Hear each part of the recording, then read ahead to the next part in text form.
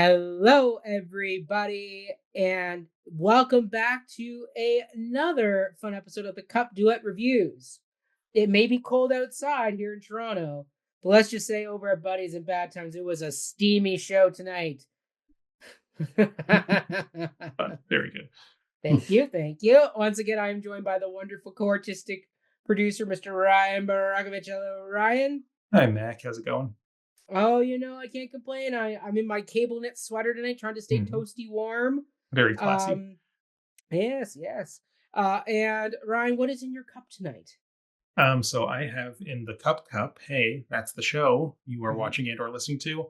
I just filled it with water because we both just rushed back home to record this instantly after seeing it, and it's quite late at night, and I don't need any more caffeine or anything too raunchy. So yeah, just water. Stay hydrated. How about you? What's in your cup? I have some zero sugar fruit punch Gatorade packet with water. So nice.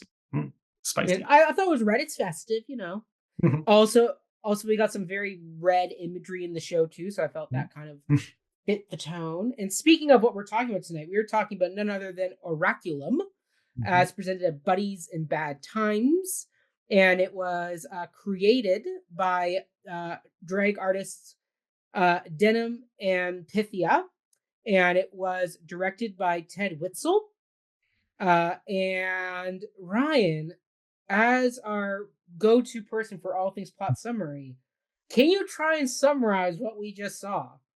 Yeah, it's tough. So I'm a little torn about what I think of this one, and even you'll probably notice that in my attempt to give it a bit of a non-spoiler summary. We will get more into spoilers post a clear demarcation later in the episode. But the plot follows two best friends, Kaylee, played by Denim, and Pythia, who plays Matt, or Maddie is the other character. Yes. And they're both social entrepreneurs. Yeah, social entrepreneurs. Kaylee has a PR firm for canceled celebrities to repair their image. Yep. And Maddie has what's it called? Gape was the brand. It's called Gape. It's like a product company. Yeah, just various including products. one of the products being a scented candle. Yes, that scented candles, smells like apparel. a very particular part of the body. Yes, kind of lotions. Gwyneth Paltrow-y. Yeah, like Goop, I guess, is the clear antecedent that they're riffing off of, but it's very much just slap this logo on various products and mark them up accordingly. So they both have this sort of entrepreneurial verve, and they seem to be being interviewed for some kind of reality show, confessional testimonials off to the side. I don't think we ever quite find out what show that is. We hear I thought it was the Villains Manor show. No, I don't think it is, actually, because while we do hear about that show frequently, Kaylee has a very low opinion of it, and I don't think she would be caught dead on that show, whereas Maddie has a lot more fonder feelings. But I assumed it was some kind of like maybe documentary type piece on these kind of social media entrepreneurs. But to my recollection, I don't believe that was ever clarified. If anybody happened to catch otherwise, please do correct us. Either way, this docuseries has great hashtags. Yes, excellent hashtags. Those are my most consistent laughs. Was one of my favorites. Yes, my most consistent laughs came from the hashtags. Yes. So they're being like periodically, it goes back and forth between these two characters, giving these testimonials about themselves, about their relationship to one another, about their business practices, and then goes into scenes of the two of them individually. And Kaylee is at a bit of a crossroads in her life. She doesn't know what's best for her. She's about to get married to a guy named Brad, who has... Brad or Brian? I'm pretty sure it was Brad. I could be wrong. Starts with a B. Some kind of B name. Yes. Very generic white guy. Yeah. He doesn't necessarily have the best marrying prospects, but she's planning on going through with this wedding anyway, because he's apparently very good looking. We never get to see him to judge for ourselves. But she's not really sure what to do with her life. So at Maddie's recommendation, Kaylee consults an online psychic tarot reader, and Madam P, and we're presented with a very janky looking website in terms of the projections. Very Dolly Parton looking. Dolly Parton style in terms of the actual persona of this. Yes. There's a lot of play with breasts across the board throughout this show to really sort of centralize that particular part of the anatomy of these characters.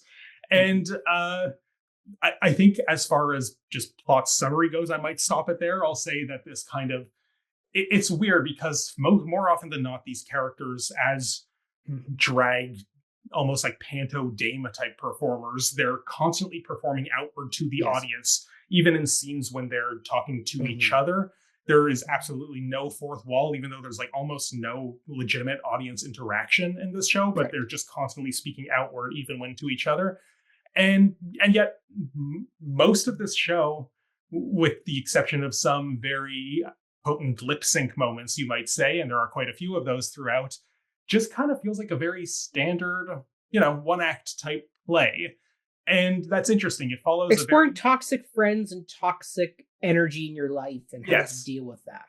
And like, there is a very clear theme that it's also trying to get to that doesn't really, even if there's like seeds of it throughout, it doesn't necessarily present itself as this is the theme until a moment near the end that we'll definitely talk about post spoiler.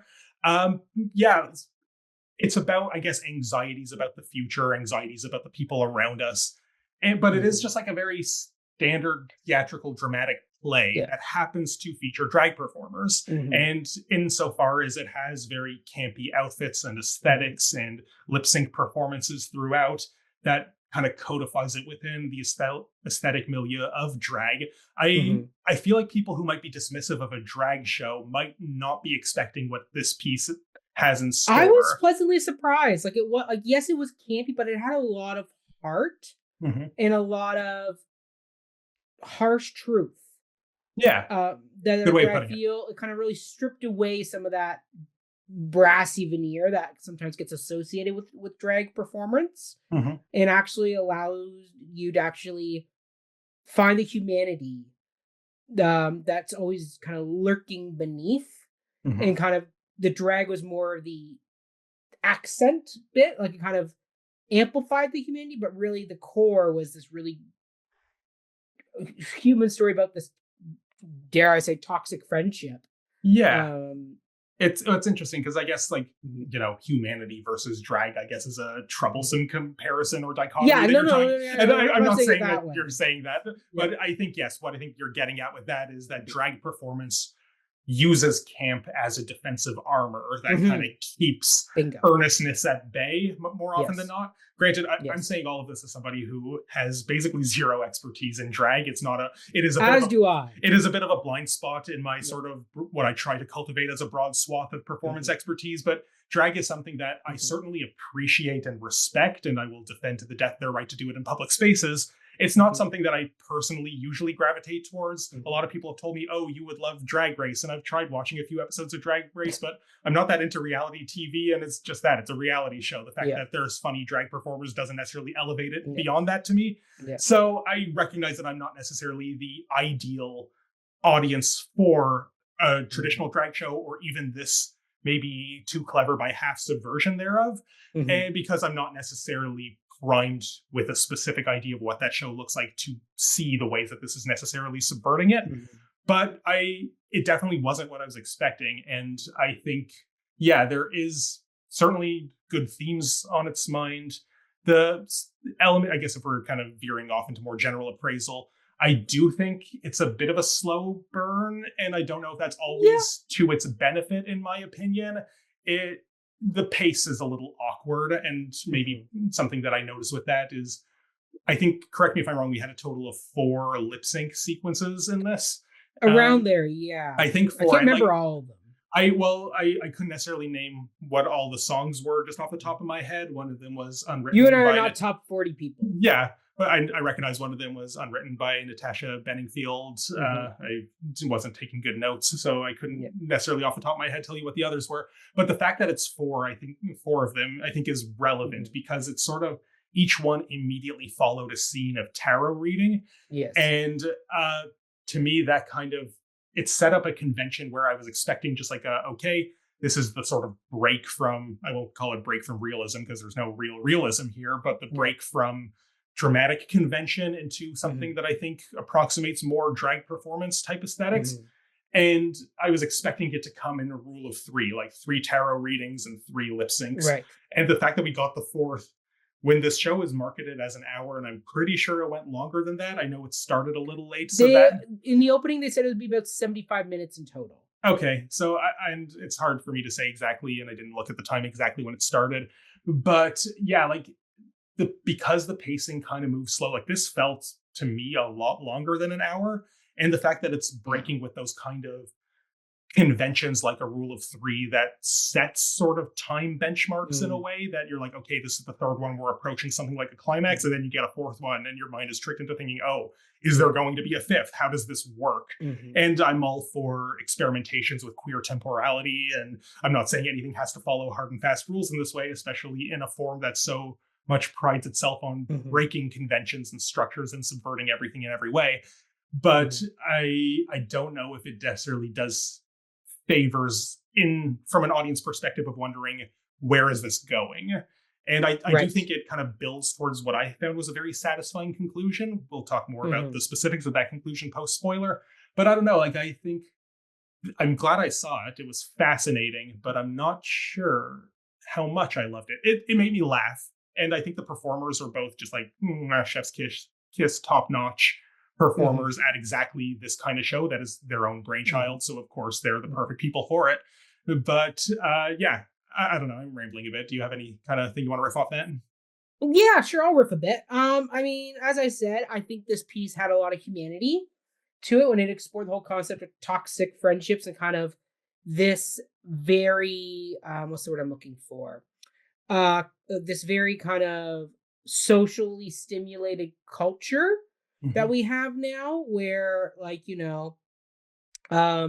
people are looking for that click-worthy, clickbaity moment that's going to catapult them into their next level of stardom or public recognition. I mean, the final moment of this play is one character getting what they wanted in public recognition, even though they haven't gone through the conventional trappings of how they would have ended up on this particular situation at the end.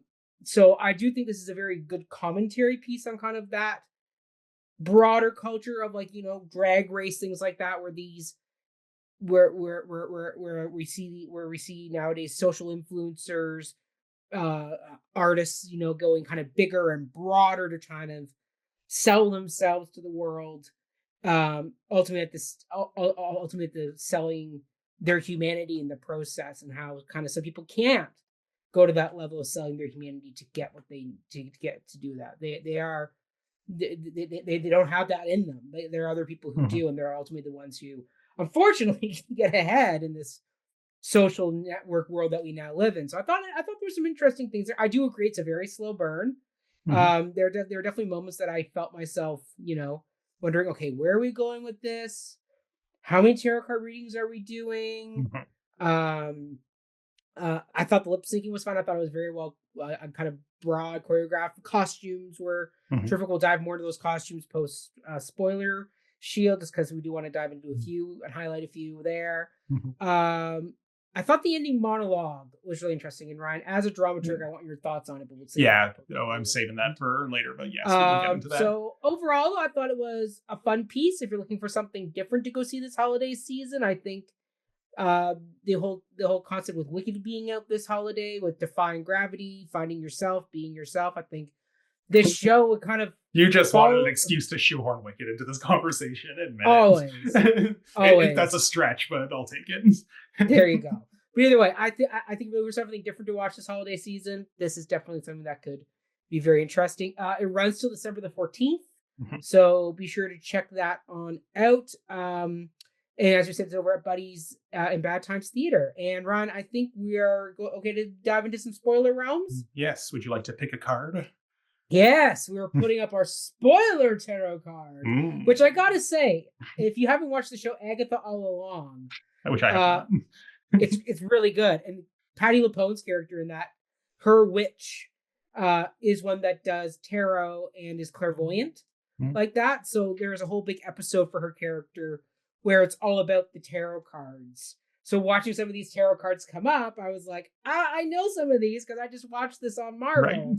Yeah, it's very interesting. I'm actually never done a tarot card reading. Have you ever done one, Ryan? Yeah, I have a friend who got into it for a while back, and so I've never done the reading myself. I've had my cards read by a friend. I'm a bit of a skeptic when it comes to these things, and How it all truthful feels.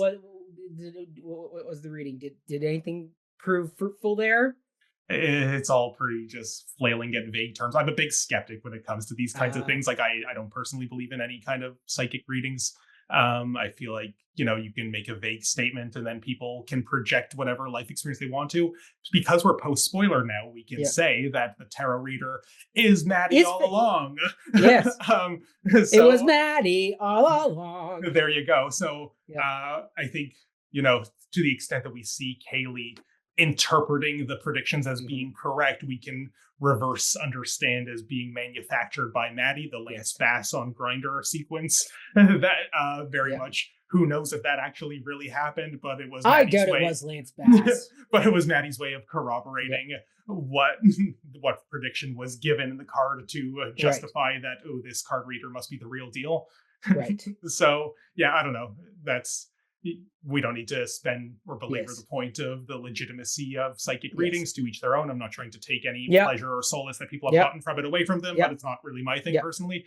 Yeah, kind of like. But once again, I think having the choice to have it to be tarot card versus another form of reading, I think was a very good choice, because tarot cards are very interpretive. Like that's something like even when you watch the show in Agatha All Along, there are two sequences with the tarot cards in that one episode of Patti LuPone where she misreads it the first time because she is zipping back and forward through time as she's doing it. She's able to reread them in a different way and see the path differently that she has to almost like it's arbitrary. but I see your point.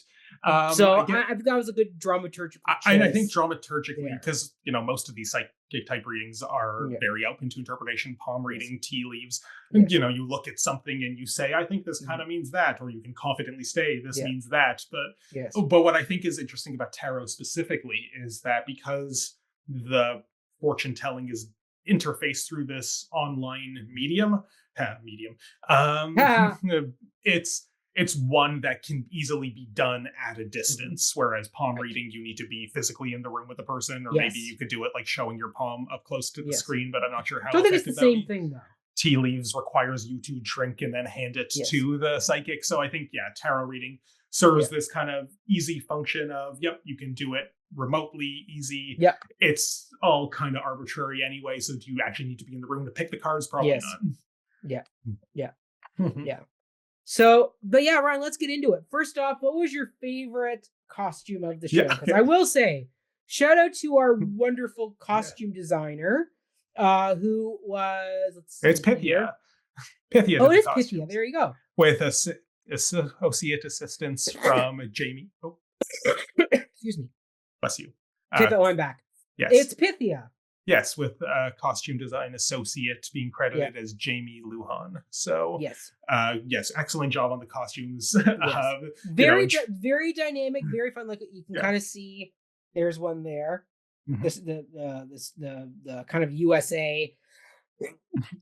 Excuse me, USA. Like kind of starry one, but then there's Madame P's costume. There was a devil costume in there. There was quite a few. There's a lamp costume even that was really cool. But Ryan, which one was your favorite? Okay, so you said that you were going to ask this as we were leaving the theater, and I was like, oh man, I really am not the target audience for drag, because I obviously noticed the costumes and they were very striking. I did not leave having a favorite, and I'm like, oh no, I'm going to be terrible at reviewing a show like this.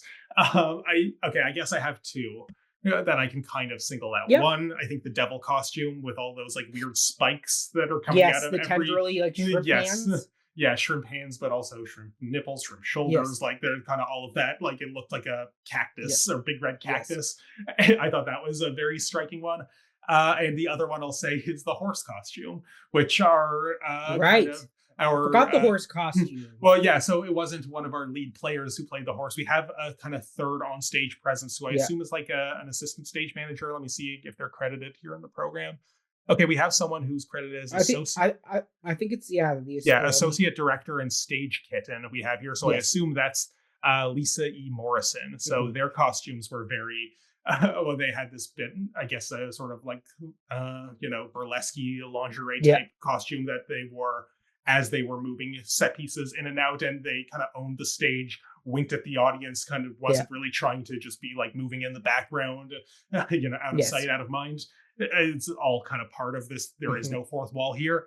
But then during a scene that's set at a horse ranch, the Pink Pony Club, so to speak, they came out with one of those rubber horse masks on their head. And then a similar rubber horse mask was on, just like a stick, like a broomstick. Her broomstick riding pole. So the fact that we had just like these two horses that the sound effects were very good. I'm pretty sure there was a moo sound effect at one point, and I don't there know. was a cow moo sound. Was that supposed to be a cow that's elsewhere, or was it just like a funny gag sound effect that came from the horses? I read it as like there's a cow like off stage in this ranch. I'm sure that was probably the intent, but for me, my first thought was that it was a jokey sound effect coming from the horse, and that just made it funnier, even if technically incorrect. So I enjoyed that. Sound effects, the sound designer was Steph Raposo, fellow Yorkie, as you always say. There you go.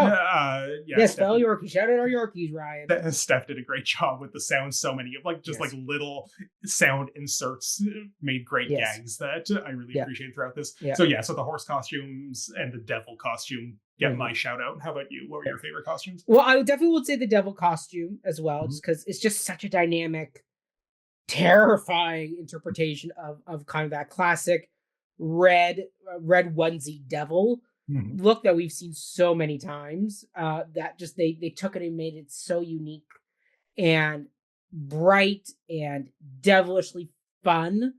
And then of course we have that kind of Oracle Cassandra costume at the end with that gorgeous Pythia. Pythia.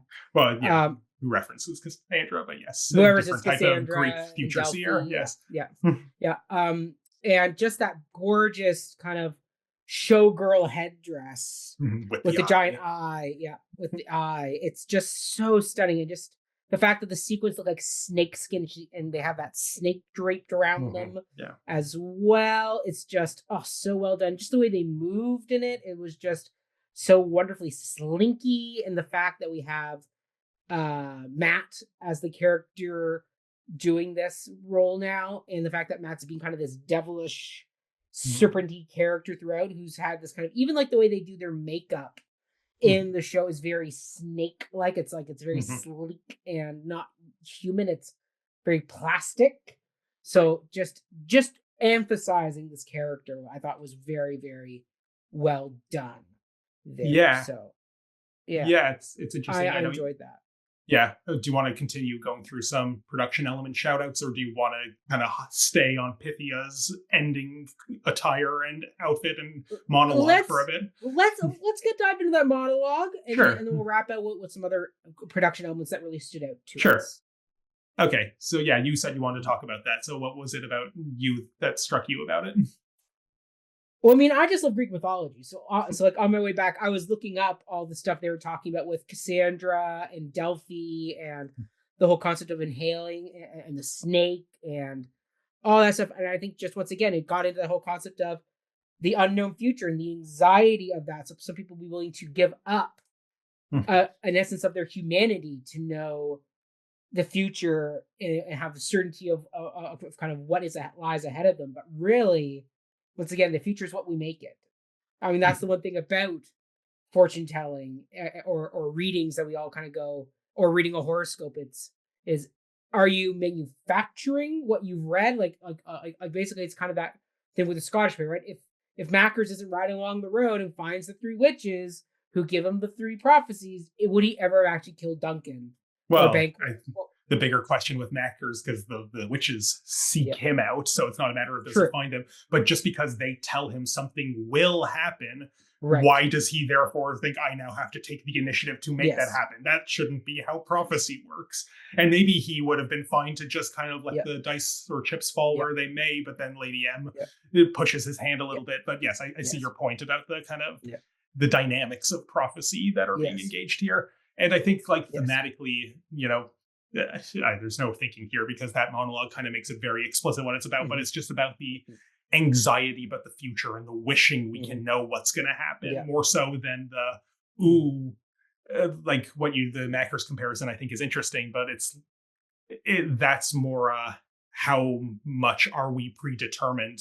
This show I feel like doesn't have much of a stance on destiny, free will, predetermination as much as it is because that's more Kaylee's perspective of she's searching for reassurance, not so much forcing the world around her to conform to what she's hearing and reading. She is reactionary to what is being told to her by Madame P, which turns out to be Maddie, who's manipulating the entire situation. So I think that's why that monologue is more or less about the uncertainty and humanity and wanting to know versus the Macker situation, which is you get told this will happen, ergo you will make it happen in some way, shape, or form. And something that Madame P, Maddie Pythia says in that final monologue, it's about you can follow 3 different weather apps and get 3 different answers, and therefore you pick the one that conforms with what you want. And I think this, as I understand the theming around this and this show, as it's presented in this show, that what it's really interrogating is how our anxieties to know the future make us vulnerable to manipulation, and that's exactly what happens in the Maddie Kaylee dynamic here.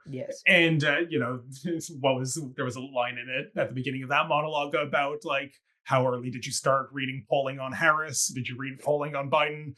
And it's the don't get me started on polling in U.S. politics, Ryan. You know me. I was following those daily. Weren't we all? But I think. But that's the thing, that we all followed polls that told us.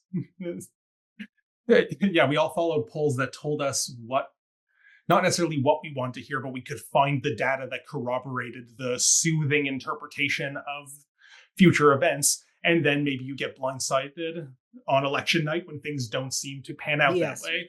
And when they don't break the way you want them to. Yeah, and I think what I kind of appreciate about the way this show presents that argument is that I personally, while I know that polls are something that should be taken with a grain of salt, I wasn't necessarily reading all the polling in the lead up to this particular election as a mechanism for manipulation, I guess, or I didn't necessarily feel like I was being manipulated by the data that I was consuming.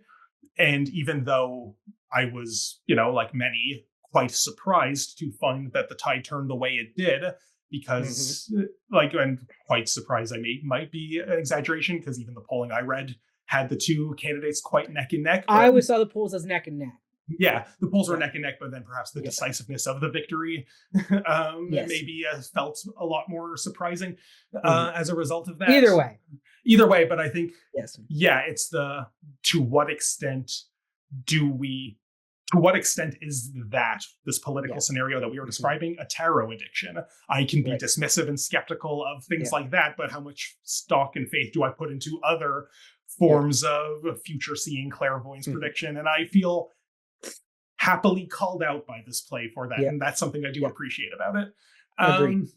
In terms of the dramaturgy of the monologue itself, I have thoughts about the way it's kind of just presented at the end, because while I do kind of appreciate the centering of that theme, I kind of don't really feel like that was a theme that, if pretend for a moment, just as a thought experiment, that there was no monologue at the end, that we still get the plot plays out as it does. There's no ambiguity about the fact that Maddie was Madame P and pulling the strings and manipulating, but we don't get the monologue. I don't know if I would be taking this thematic conceit from the show. I would be all the things you said about toxic friendships and manipulation, about that, but I wasn't necessarily, I understood tarot as an addiction, but I wasn't necessarily thinking about it as, the specific nature of that addiction is what this show is interrogating. I kind of thought this is a show about addictions and unhealthy excess of all kind, and it's about toxic friends and the way people can stab each other in the back to push their agendas. But I wasn't necessarily thinking that forecasting is what the play is about.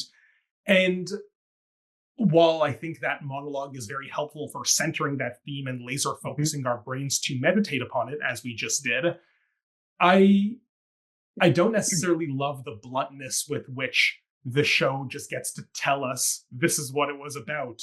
Don't you feel like that's what it was about now, when I don't necessarily feel like it was doing a good enough job of being about that?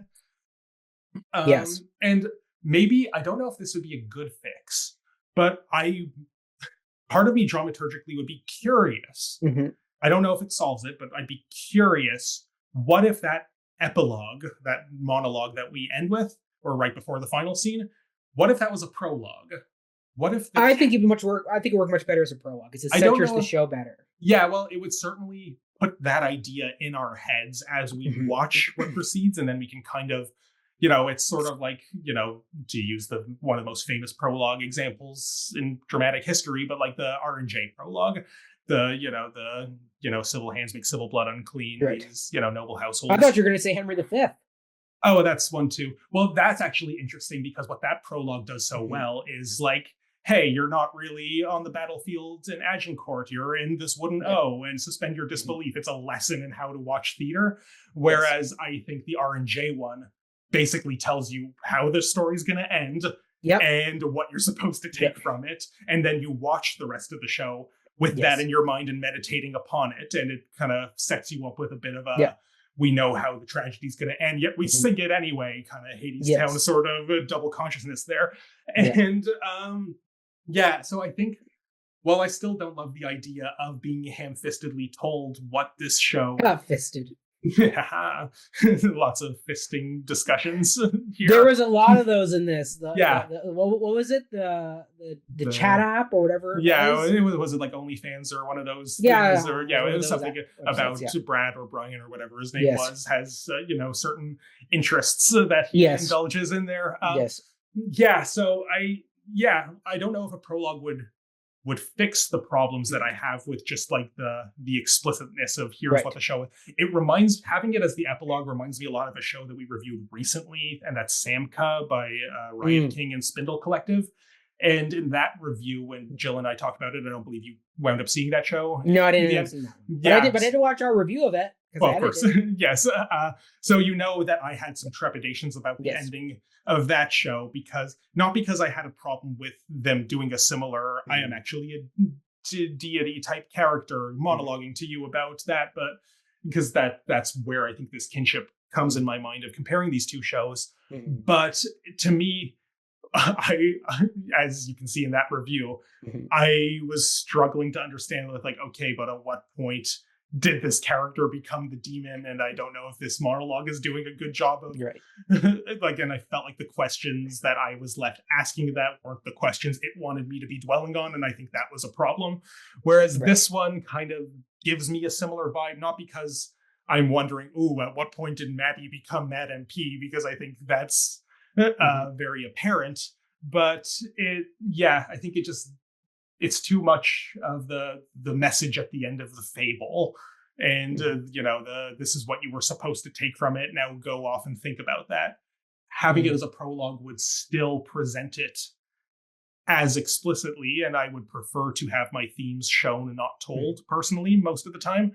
But I do think that having it as a prologue could have changed the dynamic of how we receive this information and how we allow it to inform the way that we think about the events that come either before or after, depending on how it's framed. I don't know if that makes sense, but that's sort of you asked for dramaturgical thoughts. That's kind of where I'm at with the epilogue there. Yeah, there's a lot there. I mean, I don't know how much more I have to say. I mean, it's one of those, it's such a fascinating ending monologue, but I do agree that I think it would work better as a prologue to kind of set the show up, because we even have like the way the set's designed. Speaking of production elements, it has those kind of godlike clouds, and we start off with the thunder in them, where it's like, I think having it as an opening like godlike prologue at the beginning, I think would kind of really set the show off on a bit of an interesting path that then allows it to be centered a bit more, and actually gives us a bit more of a drive. So we're always kind of going, where are we going with, versus always asking how are we building the story. It's setting you off on the path going, this is what is going on. This is what we're going to be exploring with this. And it kind of gives you that roadmap that you need. So I agree, and having it as like a voice from the gods, yes. literally spoken by an oracle, the Oracle of Yes. Delphi, like I think Yes. that, you know, we wouldn't even have to necessarily know that the person Yeah. speaking this prologue is Madame P, let alone Maddie, Yeah. and then that can become a twist later. Yeah. Yeah, it reminds me. Yeah. Sorry, as we're just thinking through this, another show where I had a very similar critique from last season. It was at Tarragon, the Last Epistle of Tightrope Time, which was Walter Borden's solo show. And that was, you know, a very much a patchwork of different stories from his life and thoughts and meditations, some poetry in there. And then near the end, but not at the very end of the show, he pulled out this big quilt. And, you know, it's been over a year since I saw this, so paraphrasing, but he said something about like, a quilt is very much like your life, where you experience your life in patches and you need to try to make it into something greater, construct it into a story. And that's what a quilt is. It takes the individual units and makes a whole out of it. And so the, you know, the thesis of the show, therefore, is I've given you a lot of stuff, but, you know, it's always a struggle to give it narrative coherence in this way. And then the show kept going. So it's not even like that was the note that he sent us home on, but then there was just more patches to the quilt after that. And I left that show thinking like, this was fascinating and really well written, but I wanted that quilt monologue at the very beginning. Present us with the quilt, and then we know that it's our job to establish the narrative coherence between the patches as we watch the patches. But having that come later on, like kind of, either have it at the very beginning or the very end, I would have preferred the beginning. And I think this monologue, you know, it's a bit of a tangent comparison, but that's something else that I guess it brings to my mind there. Yeah, I agree with all that. So are there any production elements you really want to shout out? I mean, I would say both our creators are absolutely terrific. Pythia and Denim. Yeah, I thought they both were terrific, dynamic performers who really held the stage, and really just kind of had a lot of fun with their performances and brought the camp and the humanity and really mixed them together. And you did feel the bond between these two characters. You understood kind of why Kaylee was always willing to give this very obnoxious, self-centered friend Matt all these chances, even though Matt sent her last client into rehab.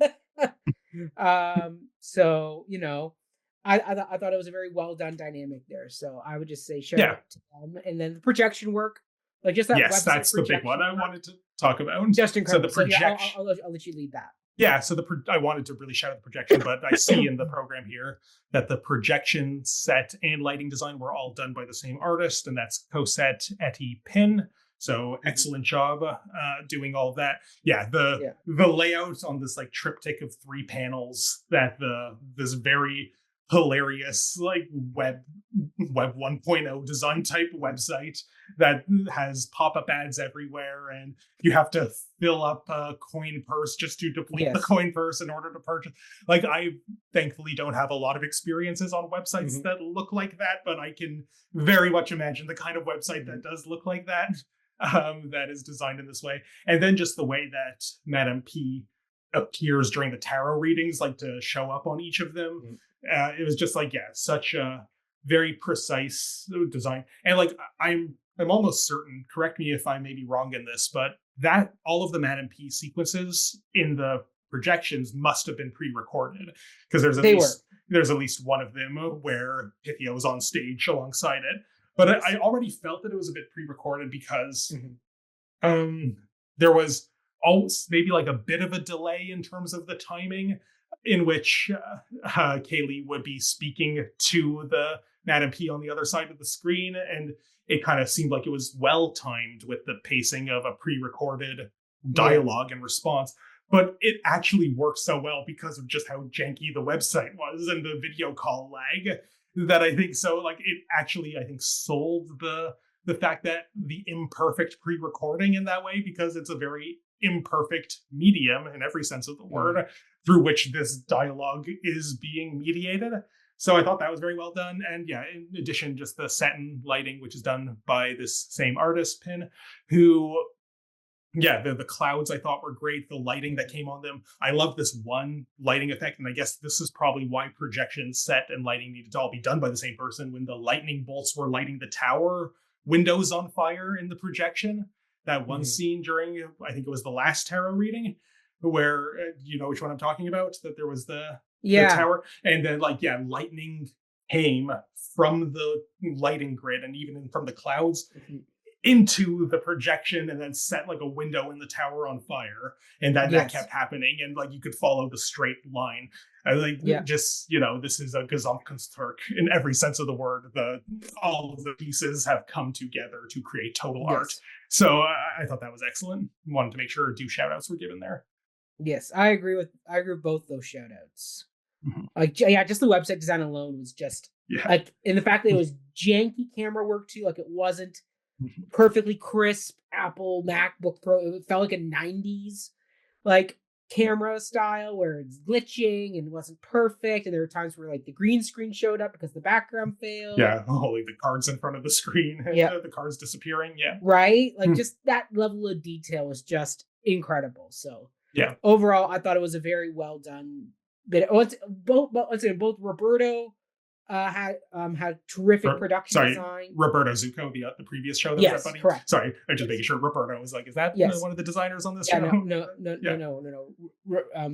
Roberto Zucco and this both have very good production design behind them. That really was incredible to watch. It really did add another dynamic element to the show. So I just give full on production design shout outs to Buddies, because they've done a terrific job with their shows this year. I mean, even their play festival, like the limited set they had, they still did a lot with that, which was well done. I'm not sure. So you're referring to the Next Stage Festival, right? And I'm not sure. While Buddies was the host for that, I'm not sure to what extent it was their production resources that went into the individual shows. So I don't necessarily want to give credit where it's not due there, but but I take your point. Yes, the production design so far in the season has been excellent, and looking forward to seeing more of it as the season continues.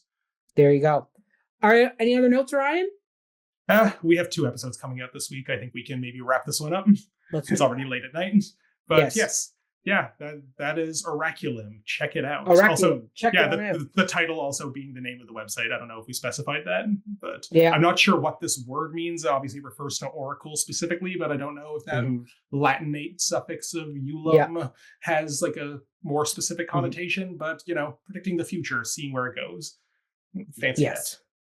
There you go. Ryan, before we go, where can people follow you? No point finding and following me, but if you like me and my theater thoughts, many of them tend to live here on the Cup. That's at COH Theater on Facebook, Twitter, and Instagram. Cup of Hemlock Theater on YouTube, where you might be watching this. Cup of Hemlock Theater podcast, and all of the podcast places where you might be listening to this. I say most of my theater thoughts because some others have lately been getting published by Intermission Magazine and Next Magazine. I have recently been contributing to newly. So if you like me, you can find some of my other reviews there. All shows that we're not necessarily covering here on the Cup. If you really want to know my thoughts about other shows that are happening in the city. How about you, Mac? Where can people find and follow you? Follow me at Mackenzie Horner, all social media platforms. Follow my other antics over at Before the WD Musical Podcast, where Ryan appears this season. We head off to the forum. Yes, correct. We head off to the forum and don't talk about frogs this time, but maybe next time. Maybe one day I'll come back for the frogs. We'll see. Yes, exactly. But other than that, you can follow Cup of Hemlock Theater, all social media platforms at COH Theater. If you have a show you want us to come talk about, or if you want us to do an interview with some of your team or anything like that, reach out to us. We're always happy to talk with you and figure out what we can do with you. Be sure to check out Oraculum over at Buddies and Bad Times Theater, running till December the 14th. And until next time, everybody, we have another episode coming up this week, so stay tuned for that. We will see you all in the next episode with Ryan and Jill. Thanks. Cheers.